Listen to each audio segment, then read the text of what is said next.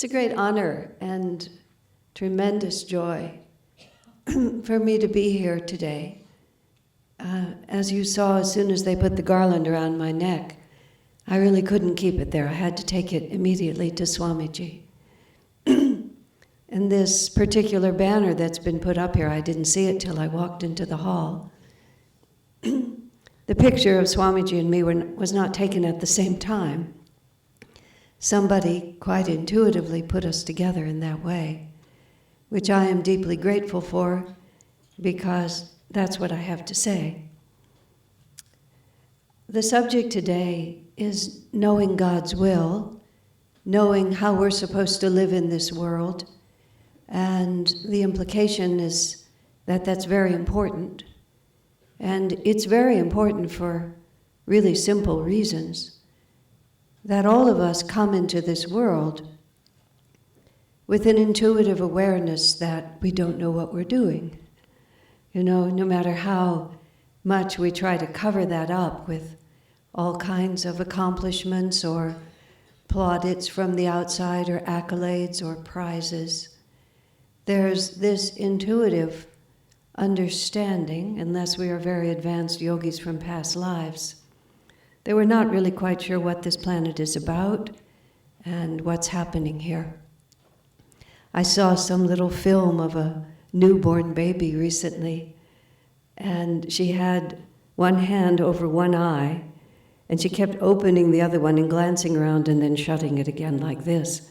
And you could just sort of see, where am I? What am I doing? How did this happen? Yoganandaji says, that the reasons babies cry when they're first born is because they realize suddenly they have embraced the material plane. And they're not quite sure how they got here, and they sense the horrible implications of it. And so they cry out in protest. But of course, it's too late. Their karma has brought them here. We wouldn't incarnate in a physical body if we didn't have the inner destiny that required it. So there's both a sense of, I didn't really plan this, and also an absolute fact that of course we did. If we didn't have the karma to be on this planet, we would be somewhere else. As Sri Yukteswar says in autobiography, those who are too good for this planet are gracing another, is how he puts it. And if we didn't have something to learn, we wouldn't have come. I remember when I was a child and I was growing up in El Paso, Texas. For those who watch the international news, El Paso unfortunately became well known recently because of terrible acts of violence there. But when I was growing up there starting in 1947, it was just a little town on the border of Mexico, and it was not a very interesting place to be, although I spent my first 15 years there. But it was just ordinary American life, not particularly enlightened, not particularly dark, just ordinary American life. I was born into a Jewish family, which made us a little more intellectually and education-oriented than some cultures might, very interested in verbal communication and clear thinking, all of which I'm grateful for, ethical living, moral living. But spiritual it wasn't, and nor was it anything in my environment. Nothing in my environment was really interested in the only thing that interested me. Excuse me a moment. And the only thing that interested me, which is why was I born? How could I be happy? How could I avoid suffering? What were we doing here? What was the nature of this planet? And I, went to school and I excelled in school and I got accolades for being a good student. I was a good person. My parents appreciated that about me. I functioned reasonably well in this world. There was nothing that you would have looked at from the outside that could have begun to express how I felt on the inside, which is, why am I here? What is the purpose? Why doesn't somebody talk to me about something other than just moving the pieces on this chessboard around into a new pattern? I remember staring out the window when I was 10 years old, just looking at my neighbor across the street who was actually mowing his lawn, just these vivid childhood experiences. He had a little push mower and he was pushing it back and forth on his little square of green. And I kept thinking that if I stared at him hard enough, that somehow some kind of a veil over reality would actually part. Of course, this was some kind of a past life memory, now I understand, even of some serious meditation practice. But at the time, I was just a child trying to penetrate something I couldn't understand. And the more I was able to excel in my life, which was moderate but sufficient in the context, the more actually, instead of feeling secure and safe in this world, the more nervous I felt. Because here I was, seemingly very good at being a human being, except inside myself I could feel that nothing that I was doing, getting good grades in school, I was involved in theatrics, I could get the lead in the play, I could, people could applaud me for what I was doing, I could get a prize for this or a job there because of my whatever it was. The more I succeeded, the more insecure I became. And of course, it was so out of context for the world that I was living in that I myself really hardly until later was able to put words onto what I was experiencing. But I knew there was another track that was the reason that I was born, and nobody was talking to me about it. When I was younger, I imagined that they all knew, and that it was some kind of an initiation that would happen when I got a little bit older. Being in the Jewish tradition at a certain age, mostly boys, but also some girls have a bar mitzvah. And after your bar mitzvah, then you are a man. You can be counted in the minyan for the sufficient male members to have the service in the synagogue and so on. I wasn't deeply religious, but my brother went through that process, my older brother. I thought maybe after your bar mitzvah, they all took you into a room and they told you, ha, the joke is over. This is really the meaning of life. But I watched my brother go through it and no such thing happened. And so this deep, deep insecurity began to settle in on me that I actually never knew how it was going to be solved. But the other thing that's really wonderful about this planet is that the masters also inhabit this space with us, even if we can't see them. They're all around us and they're watching us and they're listening. And Divine Mother is listening. She knows our heart much better than we ourselves know it. We imagine ourselves to be alone, but we are never alone. And so somewhere in all that confusion, without my even knowing what I was calling for, God heard me, and a friend of a friend handed me a book by Swami Vivekananda.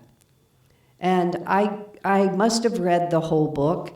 I seem to remember almost just opening a single page of it, and there were 3 things that were said to me in that book. He said, what you are today is the result of what you did yesterday. Who you will be tomorrow is the result of what you're doing today. Of course, that was the law of karma, but I didn't understand. I didn't need to understand. It was like somebody had said something to me that made sense. It also said, don't think about yourself and you'll be happy. I thought, what else is there to think about? I was in my late teens. It had never crossed my mind not to always be calculating my own position. That's how I put it to myself. I was generous by nature, enthusiastic. I was not selfish, but I always knew where I stood. There was hardly a moment, I imagined, in my life where I didn't know where I stood, and I was always, in a kind and happy way, trying to shift things a little bit so I would enjoy myself more. Not to the detriment of others, but just for my own benefit. And now this person that I already recognized as a great saint said, don't think about yourself. And that became the most interesting challenge of all. What else is there to think about?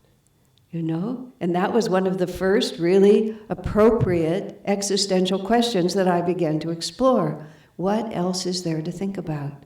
Even more deeply, who is this I that I'm always thinking about? Is it really just my pleasure and my ease? Or is there another I somewhere lurking here that is the one I really should be concentrating on? And then a further clue, I read it in Vivekananda. Later I found out it was from the New Testament, actually. It might have been from the letters of St. Paul, but I didn't know that being Jewish. It said, perfect love casts out all fear. And that love, being the opposite of fear, became my my mantras. Those 3 concepts became my mantras for the next 4 years. Because I had already figured out, I see it as insecurity, but what is insecurity except fear?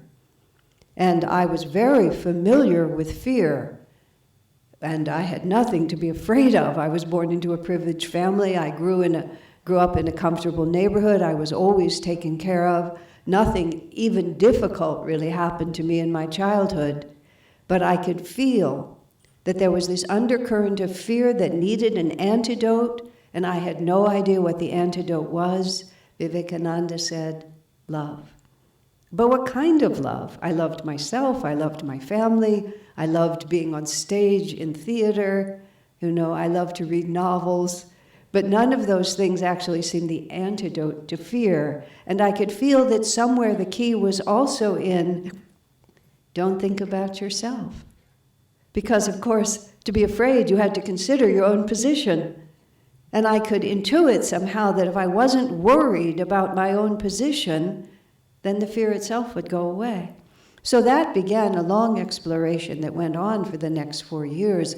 I was living near Stanford University, where I had attended Stanford, but I lasted a full year. I actually paid attention for about 2 weeks, because in 2 weeks I figured out that they wanted me to absorb knowledge, and I had figured out by then that what I wanted was wisdom. And I, unfortunately, did not see it in my brilliant professors.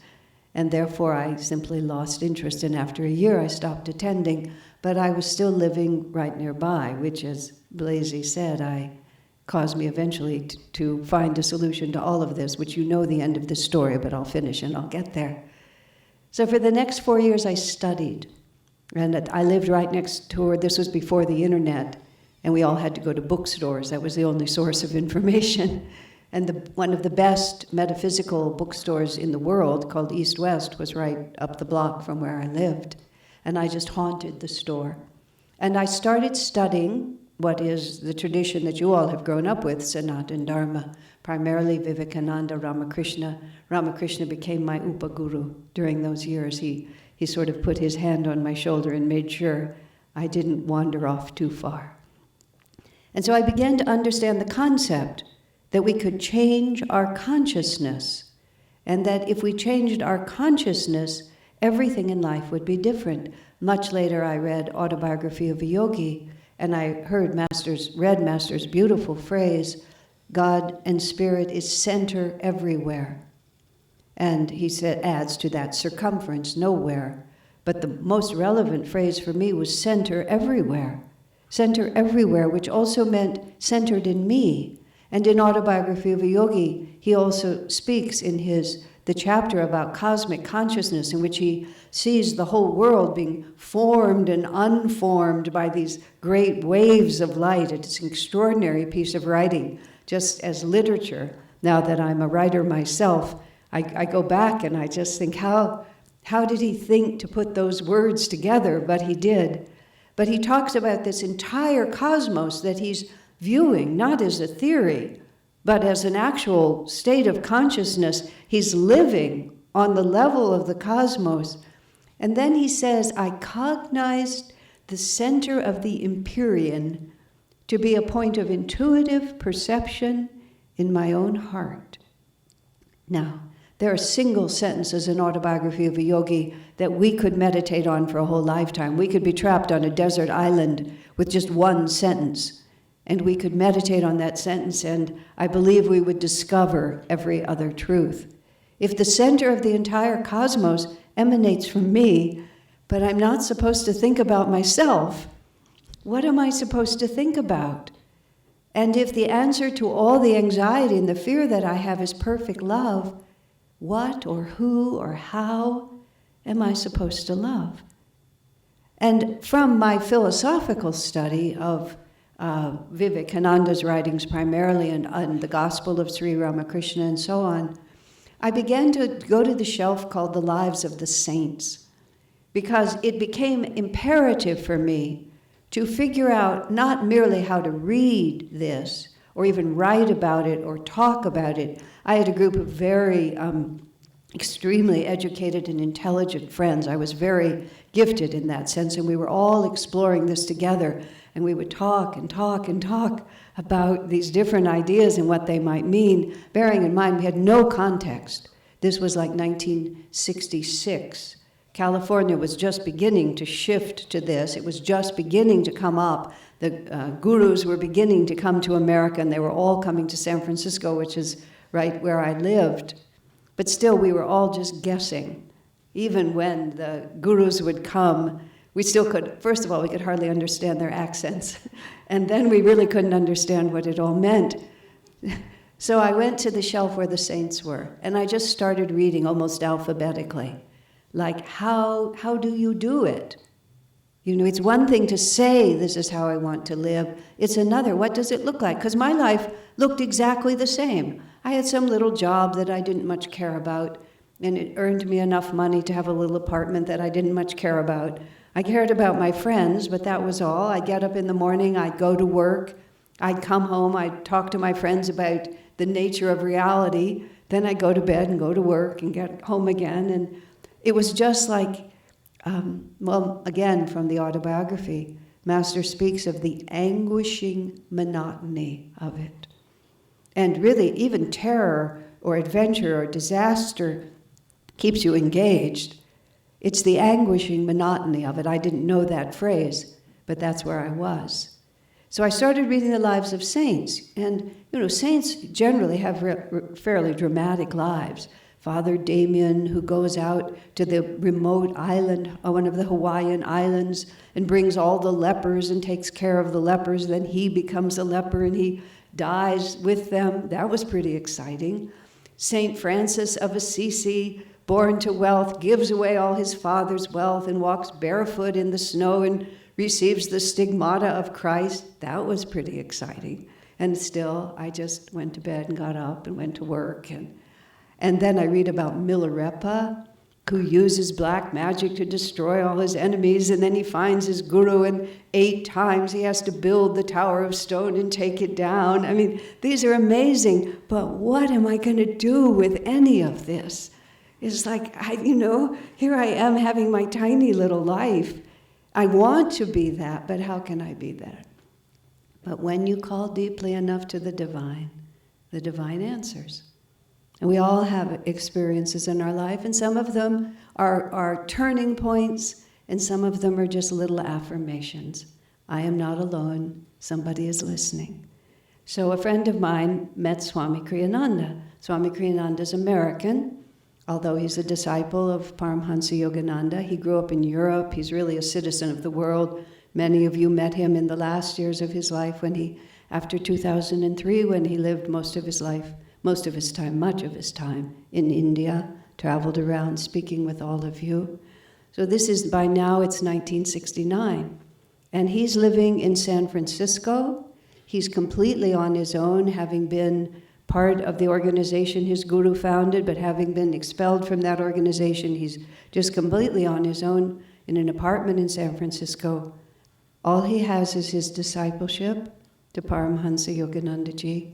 That's all he has, and the commission from his master that you have a great work to do.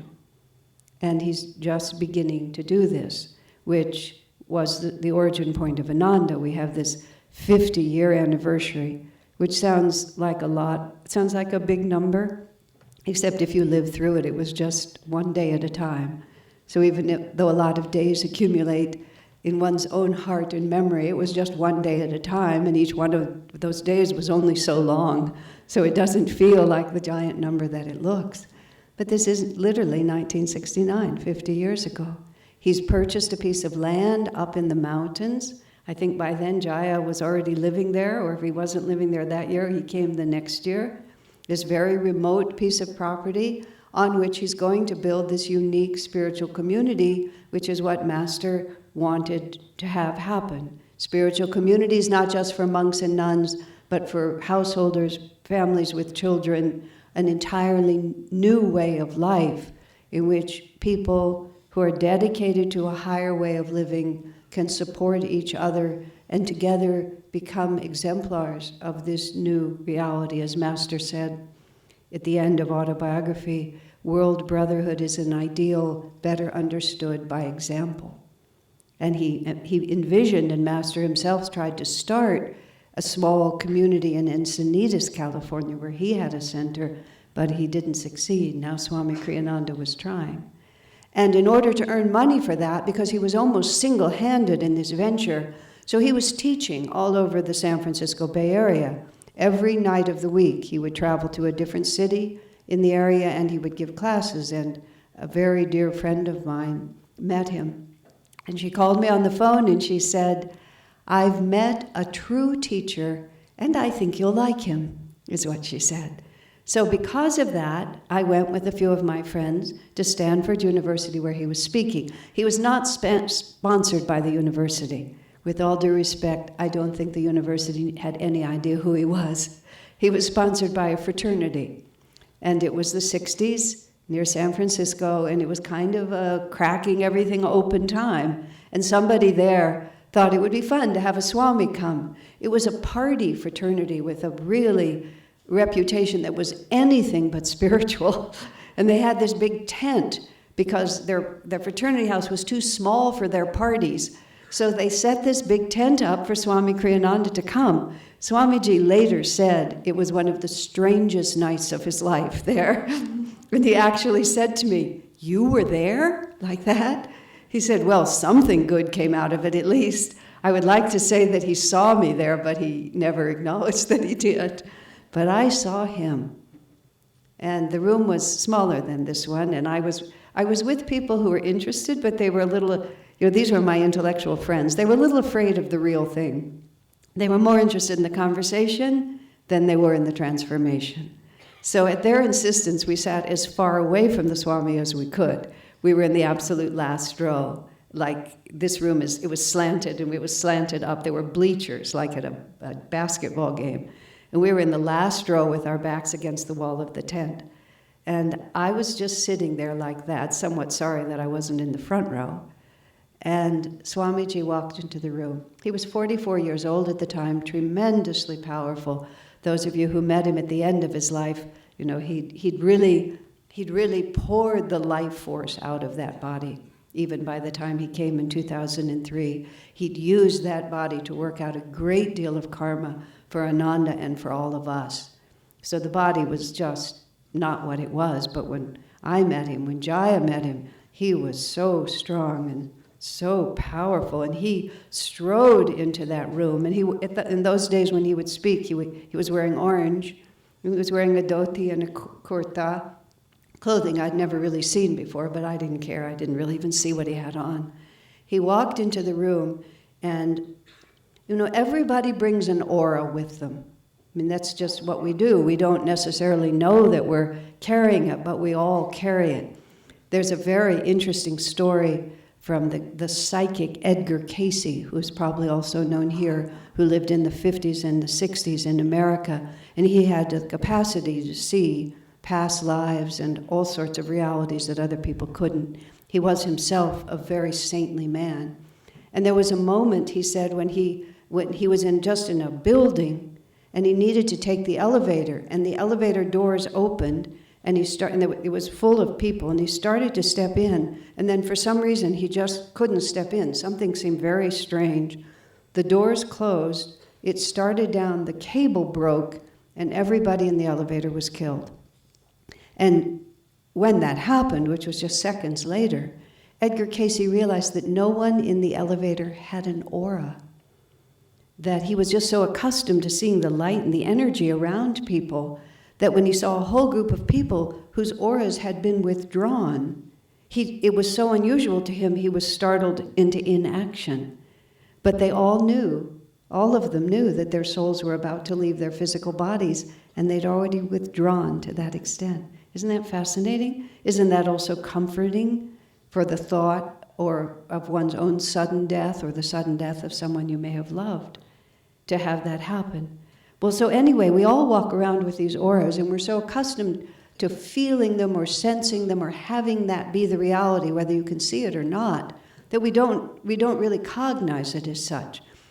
But when Swami Kriyananda walked into that room, he brought with him an aura which I couldn't see, but I could feel, I could intuit. I have no explanation for it.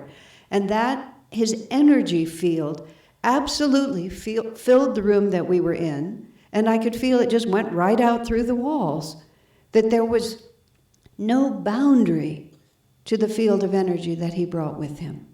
And this was just an instantaneous perception on my part. Until then, I had never noticed that everyone else had a boundary. And also what came to me in that moment was, that's why I'm so nervous all the time, because the universe is large and I am so small. And I didn't just mean that this physical body is small. I just felt like the field around me was so confined. And limitation is a word that came to me at that point. I feel so limited in this universe. I feel so confined by something, which I later identified very simply as ego, self-identification with the body. But when Swami came in the room, he was none of that. He was just something I'd never seen before. And immediately, just out of me, inside myself, I didn't say anything. He has what I want. That's what my higher self said to my mind. I didn't even know exactly what it was, but now I know it was freedom. He had freedom. He was not bound. And then he spoke. I don't remember anything of what he said. I don't remember a single word of it, except afterwards we chanted Om, and it got kind of chaotic in the room because people started chanting Om in all of their own ways. That was Swami's part about what a chaotic, crazy evening it was. I vaguely remember people sort of just doing things that were not appropriate, in the context, and Swami gamely trying to go forward. But after he finished speaking, the only thing I remember was, this is the most intelligent man I've ever heard, which was very funny in retrospect, in this reason, which is, everybody has their personalities. And I like intelligence. Some people like fruit juice, some people like desserts. I like intelligence. I'm just charmed by it. I was raised that way, and it's nice.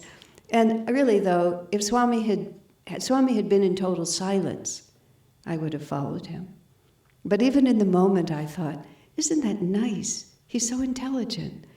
This is going to be so much fun. And I just made a decision. I made a decision then that was my life. It took me a little while to untie the knots. Even though my life was simple and uninteresting, that didn't mean it wasn't complicated. So it took me a little while to untie all the knots, a little more than a year before I joined Jaya on that remote piece of land. He wasn't the only one there, but he was there ahead of me, and I remember him vividly on that remote piece of land, and I never looked back. That was just it. And my decision might have seemed impulsive, even crazy. I remember telling this story when I was in India, which was 4 or 5 or 6 years ago. It's kind of a time warp. I have trouble remembering exactly when it was. And I gave a satsang in Bangalore to the group there, smaller group there, and I was just telling this story about just picking up everything, leaving everything, going off to this crazy nothing place, seemingly just to be with this Swami. And they said to me, "What did your parents think?" I said, "It never occurred to me to ask them."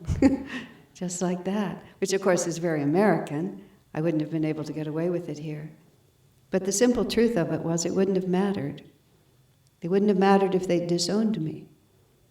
It wouldn't have made any difference to me. My soul knew what it was doing. And my mind was chaos. And it took many years before Swami was able to just untie some of the weird knots that I was carrying around in my head. But my heart was like a steel cable. It knew just where it was going and what it was going to do. Now, we're talking about God's will. And God's will is really easy to see in retrospect, isn't it? After we've seen whether it worked out beautifully or turned out to be a catastrophe, we can always just analyze it. There's a place, there's a company near the highway, near where I live, and it's called Failure Analysis. It's like a big thing on the wall. I've been driving by it for 30 years. I have no idea what they do, But I think to myself, failure analysis, like, that's so easy. You can look at it afterwards, and of course you need to know, and that's part of the way that we sort of figure out what God wants us to do, is we analyze the failures, and then we figure out what's true and what isn't.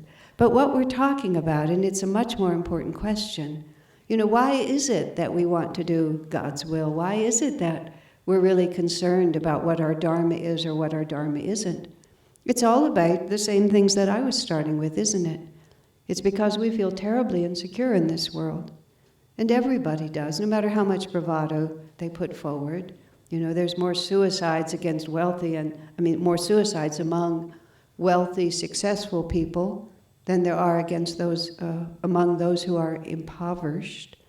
Because people who are impoverished, who haven't yet gained the seeming treasures of this world, can at least imagine, if I had them, I would be happy. And therefore I will strive for all of this incarnation and for many incarnations to come to see if I can acquire them. Which is why the path of true self-realization and renunciation tends to be among the educated, more affluent groups of people. People often ask, why don't you reach out to the underprivileged? And I say, well, because it's really hard to go in as a privileged person and say to an underprivileged person, renounce it. Well, they never even had it. What is there to renounce? It's even just karmically. We don't become interested until we've had enough experience to taste the fruits of what the world promises us. And it's not that they're bitter. You see, this is the irony of the thing. It's not that this world, for most people, yes, really horrific things happen in this world. But for most of us, we have a pleasant experience. Somebody loves us. We have children that we adore. We have a comfortable home. We can put pretty art up on the walls. Or we have a job that's at least pays well or is satisfying. Or there's always many, many good things that we can enjoy.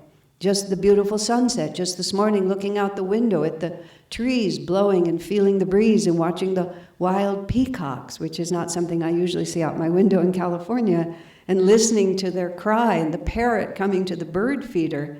I mean, these are the small pleasures of this world that are worth enjoying. Divine Mother put them there for us to be able to see through them her loving hand and her sense of beauty. It doesn't serve us to just scorn them and just say, oh, I'm not interested. Master himself was very enthusiastic. He was always very interested. Swami Kriyananda was very enthusiastic. And he was very interested, especially in the sort of the Dwapara Yuga, the growing technology and the greater awareness. There were these catalogs that would come in America. One was called The Sharper Image. The other was Brookstone. These are some in the airports. Sharper Image went out of business, but Brookstone is still there. And they would have all these new age gadgets, glasses you could put on that would give you a cosmic state of consciousness, colors that you could flash, which would heal everything that bothered you, bands that you could wear on your wrist, And he would turn the pages and read all of the items really carefully. Once I remember he was feeling unwell.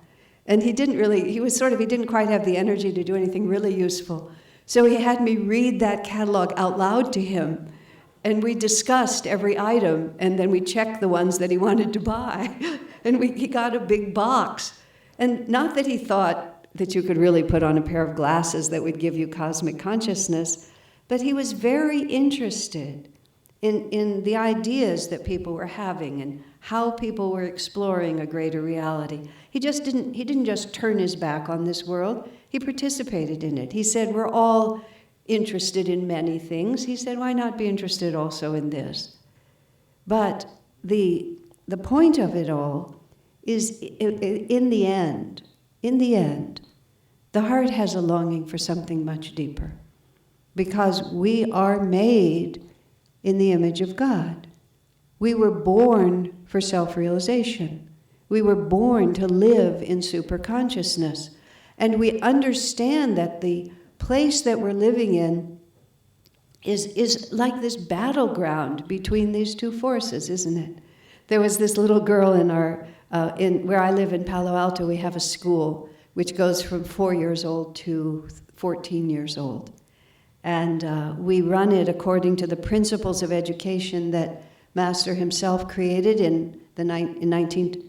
before the 1920s here in India when he started his school in Ranchi. And we've carried on, Swami calls it education for life. We call our school Living Wisdom School, which is a perfect name for it. So this child came in and she was about 4 years old. No, she was older than that, she was 6. And on this particular day, she was a really good girl. We've had our school for almost 30 years now, so our children have grown up and become full adults.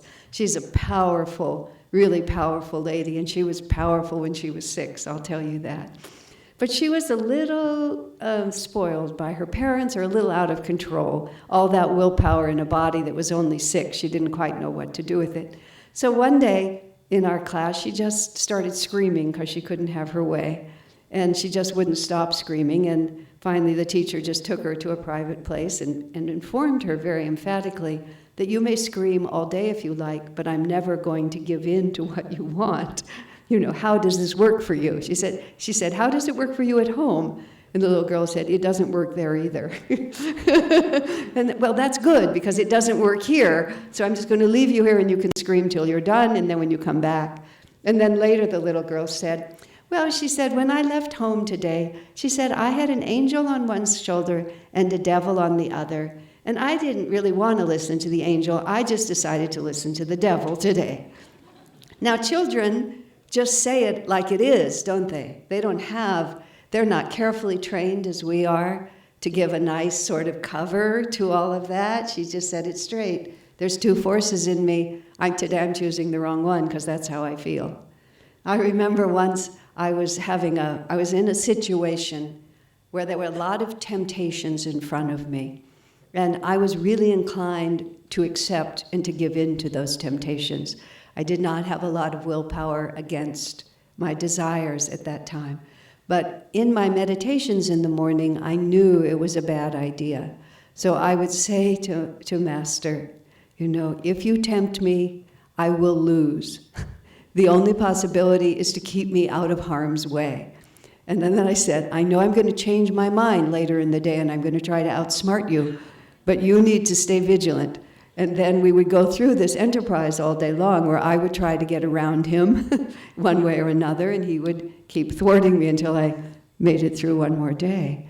Because this conscious level that we live in, when Swami Kriyananda has this wonderful system for self-transformation called superconscious living, he talks about 3 levels of consciousness. This is not a secret, but the way he explains it is very nice. Subconscious is everything that we have done up until now. It's not exactly the way Jung and Freud talk about it, but it's sort of the same. We add into it all the results of all our past lives. Who we are today is because of what we did yesterday. And that yesterday extends beyond the time when we were that little baby trying to figure out how we got back here onto this planet again, or a planet again. All of those experiences. When you think about all the experiences you've had just in this life, the disappointments, the fulfillments, and how many, even if we're not obsessed by it, how many forces that are still not quite resolved. Situations. When I asked Swamiji a question once about reincarnation, he answered me by saying, he said, there's two forces within us that cause us to reincarnate. He said, longing and regret. We long for something that we never received or that was taken away from us too soon. And we regret those wrong actions, those missed opportunities. And those forces stay with us, and they imprint on the chakras. This is a long story that isn't the subject today. But they don't go away because we have identified with the experience. We still think it's ours. Even if that body has gone away, we still think it's ours. A friend of mine who was a week away from dying, she was just lying on her deathbed. She was dying extremely consciously, releasing her attachments in a beautiful manner. And she said to a sister friend who was sitting there, she said, I see thousands of faces going by, and every one of them at one time was me. I mean, just think of that. And then multiply from what we can remember in this life, all those experiences, which we still carry. We can still weep for the ones we remember. We can still be upset for the ones we remember. I have this particular thing which I have, an inner vibration, which I have come to identify as somebody owes me an apology. You know, I can't always remember why, but I have this vague feeling that somebody owes me an apology. And it's just a vibration I'm holding on of being mistreated, being misunderstood, not being appreciated. And the facts, the details, the truth or the falseness of it doesn't make any difference anymore. It's just a vibration that's part of my subconscious that says somebody owes me an apology. And it influences who I think I am. And unresolved hurts and all of that, longings and regrets. That's the subconscious we carry. And it's everything that we've already done. That's the characteristic of it. The nature of it is that it is not the now. It is the then. It was the now then, but now it's the then, okay? Then there's the now. Then on this side, I put it on the right, I don't really actually know, it's nowhere in time and space. On this side is the superconscious. And you know, there's no break point between us and infinity. We have an arbitrary lid. We're like a little saucepan with a lid on our heads. You know, that the whole universe is above us, but we wear a lid. But there is actually no actual break between us and infinity. This is the principle of Vedanta, which I learned very assiduously from Vivekananda, that we are one with the infinite, that spirit is center everywhere, that even now we are in the presence of the infinite, but we have a lid on our consciousness and we don't know it. And the superconscious is our destiny. That's the pull of the ocean on the river. You know, from the moment the water emerges from the earth, it goes on this destiny. The river will find the sea. From the moment we were created, from the moment we were separated from our true selves, and don't ask me why, I don't know why. Vivekananda said, the level of consciousness that asks that question is incapable of understanding the answer. So I don't know why, but we were. But the superconscious, from the time that we are separated, the divine, which is how I love to think of it as a devotee, mother is longing for her child to come home. So it's always calling us like this. So there's this instinctive feeling within us that we want to live by that higher reality. And then on this side is the force of everything that we've already done, the familiar, the habit. The weirdest thing about it is most of it didn't work, but at least it's familiar. It's what I call the preference for the known misery. We tend to prefer the known misery over the effort required to discover a possible new reality. And karma being what it is, if we want to hold on to our limitations, we get to hold on to them. That's what happens. Nothing else happens. We just get to stay the same. So we, just like that little girl with the angel and the devil on her shoulder, I don't want to call the subconscious the devil, but nonetheless, what's happening is, are we going to stay exactly as we are? Or we're just going to put out the least amount of energy to just sink back into what we've always been, do what people expect of us, do what I've expected of myself, take those habits and just keep repeating them? Or are we going to actually hear what unfortunately is not a shout, but just a little whisper? I should say more point to the heart. It's a little whisper in the heart that says you can do more, you're worthy of more, and even deeper than that, you will find greater happiness in more. So that's what we call it sometimes. We do call it the will of God, or God's will for us, or the divine voice within us, or superconscious. It just says, expand from what you already know, from the known into the greater possibility. All of spiritual life can be defined in a single word. It's expanding our awareness. Even all of life is expanding our awareness. You see little children, they're so eager. They're just so eager to find out what this world is. I was in Singapore, at the beginning of when I first left America, I went first to Singapore, and one of the devotees there has a 3-year-old boy, extremely active 3-year-old boy, who was keen on exploring everything. And they took us to the beautiful orchid garden there. I don't think the little boy was really interested in the orchids, because what he was really interested in was the metal grates that were on the ground in various places. He was interested in every single metal grate in the garden. And whenever he saw one, he had to test it to see if it would make the same satisfying sound when he pounded on it with his feet each time. And he would just run from area to area to find another one and to test it again, until he had just established for himself that every grate would make that same sound. In his, in his small body, his fully developed intellect and soul was increasing his awareness of what the world was like. And there was another funny moment, interesting moment. There were some fountains in that garden that would pour water out like this, and it was a hot day, and I sort of would put my hands in it and just enjoy the water. And he was very intrigued by the water, but he was also very afraid of it. And he finally got in the arms of one of the men who was there, and the man would sort of carry him close to the water, and he would kind of put his hand out like this, but then he wouldn't. And I actually really tried to see it from his point of view.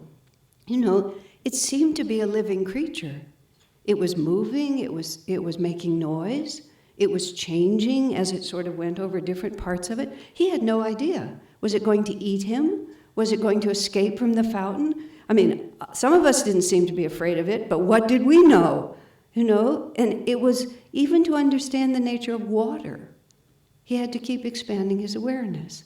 And now I'm watching him, a little tiny boy in the arms of a big man, trying to coax him to put his hand in water. And every so often when you're walking around this world, I see myself as I am being looked at from above, from the eyes of Swami Kriyananda, from the eyes of Master, from Divine Mother herself. And she sees me clinging, to some force of security and afraid to put my little hand out because I really don't know what's going to happen out here. I had some very tiny experience in meditation in my very early years, and I wasn't self-aware. I didn't have enough awareness, either of spirituality or myself, to know. And I said something to Swami about what had happened to me. He read me immediately, and he said, "Don't be afraid." And I didn't want to accept. I didn't have the self-awareness to know what was really going on. And I heard myself say, "I'm not afraid," just like that. And I thought to myself, then why has your voice gone up? Why do you sound like a terrified chicken? What is this? Of course I was afraid. That was the whole point. It was like the superconscious was saying, you're not who you think you are. Just let go in the tiniest way of your self-definition, and you'll be fine. But my reaction was because I lacked the awareness. And, God's will for us, we think it's so exact. And I remember this woman was very concerned. We don't have arranged marriages in America, as you well know, and so people get to explore a lot of relationships before they settle. But of course, we're as romantic, everybody's romantic, and so there's this idea of this one destined partner, which gets more complicated when you're out searching on your own. And so she had latched on to this particular gentleman who was entirely unsuitable, and they did not get along at all, but she had this, superstition that maybe he was the destined one. It was a bit complicated and very Western. And so she was talking to Swamiji about that whole thing. And he was very supportive of her because he was always encouraging. But after she left, he said to me, you have to be very, very advanced spiritually before your karma comes down to just a few choices. It's a very interesting comment, because most of us, and I don't mean to be rude to you in the audience, so I'll just speak for myself, so many lessons to learn. I could learn them in any number of areas. It's not like the only place I could learn is like a quarter of an inch wide, and if I step outside of it, it's the opposite. That's not at all true. And this is why we get so confused on this point. God has one desire for us, Divine Mother, our Guru, however you want to think about it, our own superconscious self. We're here to expand our awareness. We're here to put in motion those actions and attitudes that will make for a better tomorrow. We're here to learn how to love, because loving is the opposite of fear. And fear is the nemesis of all of our existence. And in some circumstances, it's easier to do that. And in some circumstances, it's more of a challenge. But in no circumstance is it impossible. And Swamiji over years would counsel many of us and help us in so many different ways. But his thought of what was right and what was wrong was so broad. What God wants of us is to do what's possible for us to do. He made a suggestion to me at one point that was, I knew it was a good idea. I knew it would be very helpful to me, but it was simply beyond my capacity to do it. My desires were stronger than my willpower. It was as simple as that. So I tried for a while to conform to his guidance for me, but I simply couldn't do it, and I did not want there to be dishonesty between us. So I said to Swamiji, I know you asked this of me. I know why you asked it of me, and here's the truth. I can't, and I'm not doing it. I don't think Swami took an extra breath before he said, so much for theory, let's deal with reality. And then he simply suggested something I could do. Because that's all God wants of us. We couldn't put that 3-year-old into the fountain. It would have been cruel to put him into the fountain. But we could hold him and show him the water, and I could put my hand into it, and he could remember that. That's what God's will is for us. It's as simple as that. Stand where you are, listen to the expansive possibilities of your life, and even if you can't walk that way, lean that way. Our conscious mind is just the battleground between these two forces, and all that God wants of us is that we try. And whatever circumstances we find ourselves in are not an accident. They're the absolute result of all this that we did before that led us right to this point, and this is the point from which we will expand our awareness. And the first law of prosperity, spiritual, material, in every way, is to be grateful and to make use of what you are given. If somebody gives you a present, and you say, I don't like that present, you throw it on the ground, do you think that person's going to give you another one? Or if you say, I don't know if this is the right present, maybe there should be another present. Did you look at all the stores before you bought this present? That's sort of what we're doing. We torture ourselves with these false questions. Here I am. The question is, how can I serve? How can I love? How can I express gratitude for the opportunities that have been given to me? How can I expand my awareness right where I'm standing? And if we do that, then we're leaning toward the superconscious side. And the more we lean to it, the more clearly it begins to talk to us. In every situation, that's our only choice. Do I contract into what's known, or do I lean into the unknown? Just like that. Then Divine Mother can really work with us. And once we get on her wavelength, which is, I'm here to grow. I'm here to share. I'm here to be your instrument. I'm here to overcome fear with love. She says, now I can begin to work with you. All right, great souls. Now I think what we're going to do is give you a chance to ask questions. And I think we have some system of a microphone here. So we'll take about 10 minutes here and take a few questions. So, who gets to be the brave first one? Very, very good karma for being first. Are you guys ready? Okay, who's going to raise their hand first?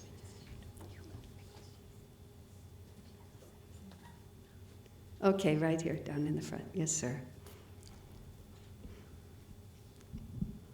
Hello, Jai Guru. My name is Pratap. My question is what is the secret that you belong to this path for such a long time? What is the secret that I have been on this path for such a long time? The grace of God is the only answer I actually have, but I'll give you others. I really don't know why. There hasn't been a single day of my life since I met Swami Kriyananda that I haven't been absolutely grateful. No matter, and some days are better than others. Some years are better than others. Some decades are better than others. But I've never ceased to be grateful. Somebody asked me a question that wasn't exactly that one, but the answer will be the same. Well, several questions. She was asking me, what part of what I've been able to do with my life did I bring to Swamiji, and what part was his doing? That's kind of an intellectual question that can't really be answered, but it was interesting because no one had ever asked me. And, I had certain abilities, I was born with them, that I obviously developed in past lives. We're all born at a certain point. I believe I came out of the womb explaining to my mother in words what the experience was like. I've been talking since I can remember, and I always talk, and now I've made a profession out of talking. So I did have that in me. But when I really thought about what I brought to Swamiji, this is what it was. I'm a truth seeker. And I'm a really serious truth seeker. I remember my 1 year in college seeing the difference between myself and my batchmates, the women who were in the dormitory there with me. We all wanted to be happy, but I was willing to change myself if changing myself would increase my happiness.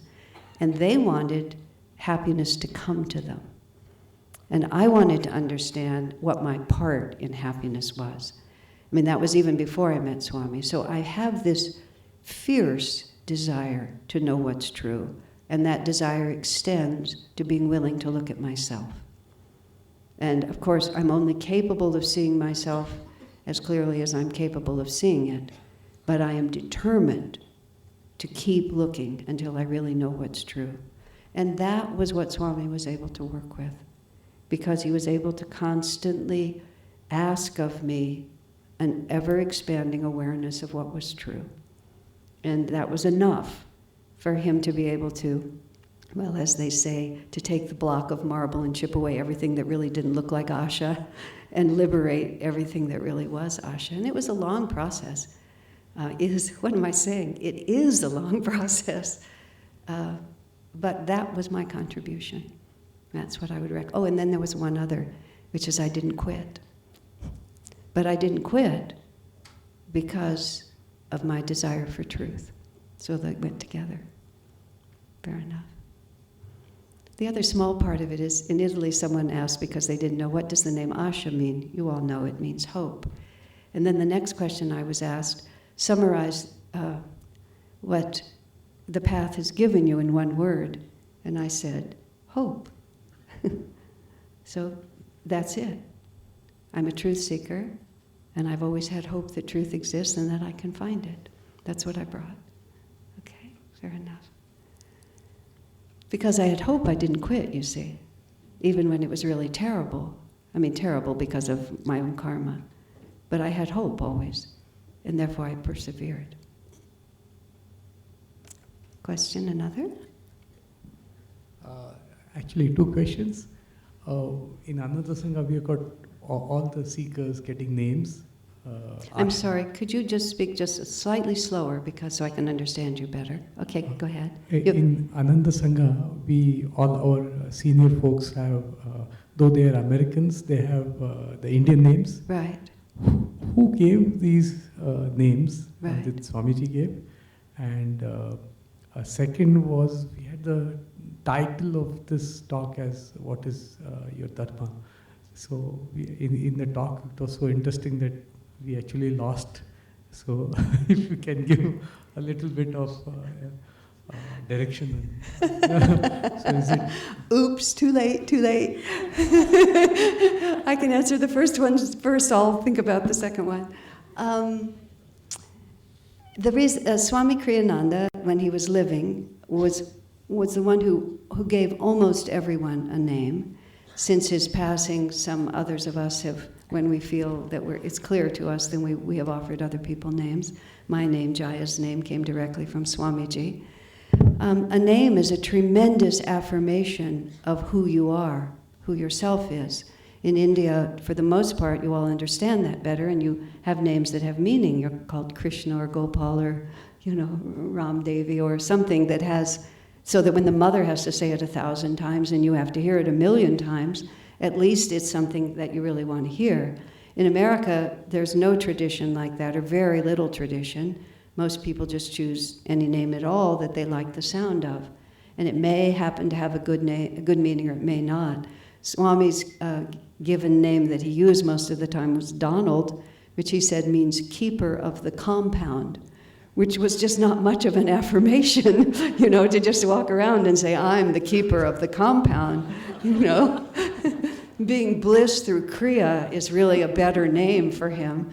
So he took mercy on us and gave us names that actually even still, that was in itself a spiritual instruction and an affirmation. He could see our character, and so he gave us a name that fit our character. It's very common in religious traditions. It's certainly common in the Catholic tradition and in many monastic traditions that you abandon your worldly identity and you embrace a new identity, because the Brahmins talk about twice born, the Christians talk about born again. So if you're going to be born again, why don't you just take a new name? The American Indians changed their names many times through their lives, because anytime a significant experience happened to them, they considered that they'd become a new person. He who dances with wolves under the moonlight is somebody different than before he danced with the wolves under the moonlight. So I am in favor of changing my name really often. When I took sannyas, I was hoping that we'd start over with new names, but Swami thought the project was overwhelming. So we just stayed and became Nayaswami, whoever you were at that point. So that's the reason for it, and I've certainly loved it. I love jettisoning the past, and I've loved having a name that reminds me of what I'm doing. Now, as for dharma, dharma is that action which draws you closer to expanding consciousness. Okay? I think I've talked about the topic. I've talked about the fact that we're here to overcome fear and to be an instrument of the divine and expand our awareness. I'll define that as dharma. Okay? I'm a little free-form, and if I played fast and loose with the topic, I beg your forgiveness. That's all I can say. So, another one? I'll take one more. Hi. Where are we? Raise your hand. There you are. Yeah. So I just want to thank you to share all the experiences. It was really great, listening to all this. And I'm really consider myself lucky to... I'm sorry, you have to slow down just a bit. Yeah, I'm just saying I consider myself lucky to be here. Okay. So I have one question, like sometimes due to the circumstances or situation, we're drawn into the negativity and could not able to come to our real consciousness so that we can pull ourselves out from the negativity and get the clarity. Right. So it's happened to me, and I think it happens to everyone time to time. Mm-hmm. So I would like to hear from you, what do you do if you really get into such situation? Okay, no, it's a very, very good question about just what happens when you lose the battle. How do you deal with the fact that you don't win every battle? The first thing to remember is to lose a battle is not to lose the war. And that's the Mahabharata and every major epic. People are slashing each other to bits. And it's not really that, we're all supposed to go out with swords and slash each other to bits. It's that the conscious mind is the battleground between the superconscious and the subconscious. And so the very first thing we have to realize is this is a battle. And that's why all those epics, Homer, the Iliad, it's not just the Indian epics, they're all battles. Because they are battles. Because the force of what we have always been, that habit, pulls strongly on us, and the expansion into the unknown is a riskier business, and we have to develop the capacity to go there. And so much of the time, we're just like that little girl, the devil and the angel, and we just decide to listen to the devil. So the deepest thing to understand, this is my little phrase for it, if it isn't the happy ending, it's not the ending. So therefore, no matter how lousy I'm behaving at this point, no matter how weak or impossible I appear to be, I'm not finished. And a friend of mine said to me, I love this. She said, it's just not so easy to lay down and die. She said, you lay down to die, and then after a while you begin to itch. Then you get cold and you need a blanket. Then you get thirsty, and then you get hungry, and after a while you're up and you're doing it again. So no matter how far down we go, after a while, because we were made for divinity. We were made to merge with the ocean, and sooner or later we will. Now, that doesn't mean that the path is easy, and that doesn't mean that we get there standing up. Sometimes we're crawling along. But no matter how low I've gone, and I've gone as low as I can go, which I think is pretty impressive, and I've stayed there for longer than I would like to stay there, but I've never lost hope. And I've also felt bliss is infinite, delusion is finite. All delusion will eventually end, but bliss will never end. So all I have to do is outlast this. And even they say that hell is eternal, Swami said, because it feels eternal. But it isn't. And the other part of it is nobody actually owes me an apology. Which I've learned from hitting the ground pretty hard and realizing that as long as I lay there thinking that somebody owes me an apology and I'll get up when they give it to me, I get to stay there. And at some point, the law of karma occurs to me that maybe I'm paying a debt. And maybe life is just giving me the opportunity to pay it off. And nobody actually owes me anything. It's I who owe. And it's all of those thoughts that help. And here's the last one. You have to practice when it's easier. We have to train ourselves on the small disappointments. We have to train ourselves on the stumbles in order to get back up on our feet, so that when we actually trip and fall really far down, it won't be the first time that these principles occurred to us.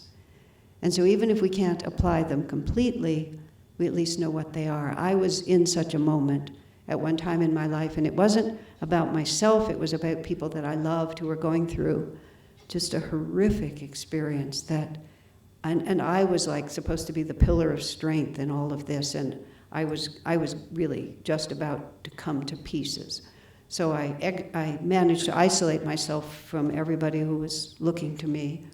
And in my isolation, I was just weeping with I was weeping because of fear, because I didn't know how I was going to deal with it. I was weeping for their suffering.